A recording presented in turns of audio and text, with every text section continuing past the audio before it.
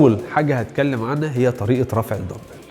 في لعيبه بترفع الدمبل بالطريقه دي زي ما انتم شايفين، بيرفع الدمبل ويعلق الدمبل فوق، بعد كده يرفع الشمال، بعد كده يزق الدمبل. طبعا الطريقه دي غلط جدا، ومع الاوزان الثقيله ممكن تعمل لك مشكله في الكتف. طب الصح ايه؟ الصح ان انا المفروض ارفع الدمبل بالشكل ده، بقرب الدمبل خالص من كتفي وابدا ازق الدمبل بشكل مظبوط. ومن ضمن الاخطاء برضو يا شباب ان اللاعب يرفع الدمبل بدراعه بالشكل ده كده، من تحت لحد فوق لحد كتفه بدراعه بالشكل ده كده. ده كده غلط، دي كده تعور كتفك. الشكل ده الطريقه دي كده تعمل لك اصابه، وخاصه لو الدمبل تقيل تعمل لك مشكله. طيب الصح ايه؟ الصح اني استخدم مساعده من رجليا، رجلي بترفع لحد تقريبا نص الطريق بالشكل ده، وببدا استلم انا الدمبل من رجليا بالشكل ده.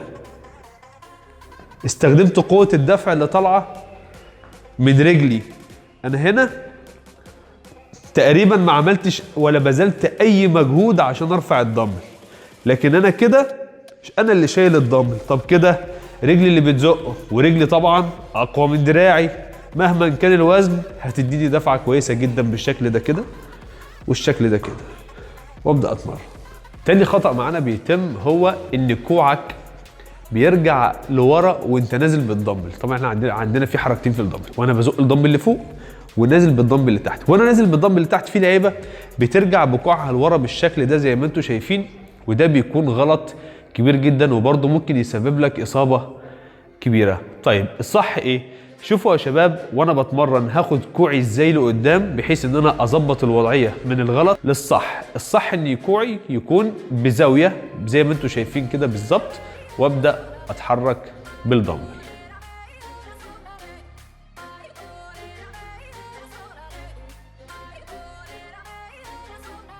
تالت خطأ معانا هو الناس اللي بتعمل مزيكا بالدمبل.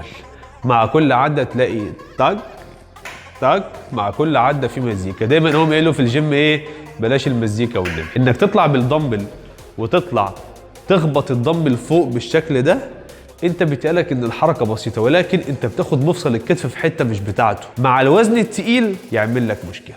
طب الصح ايه؟ الصح ان انا اتمرن بالشكل ده، ايدي شايل الدمبل بطريقه مظبوطه زي ما اتعلمنا، وايدي طالعه في المسار بتاعها، كل كتف طالع في المسار بتاعه في المدى الحركي بتاعه، بدون ما يروح لا يمين ولا شمال، ولا ان انا اطلع بالشكل الدائري اللي شفناه.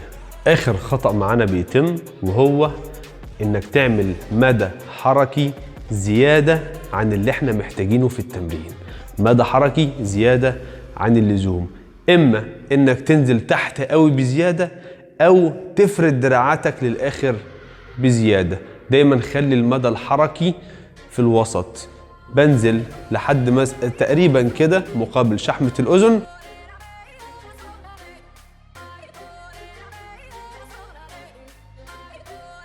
بطلع ما بشنكش دراعي او ما بفردش دراعي فوق للاخر، لا بطلع بسيب كسره صغيره في الكوع بحيث افضل حاطط لود دايما على عضله الكتف.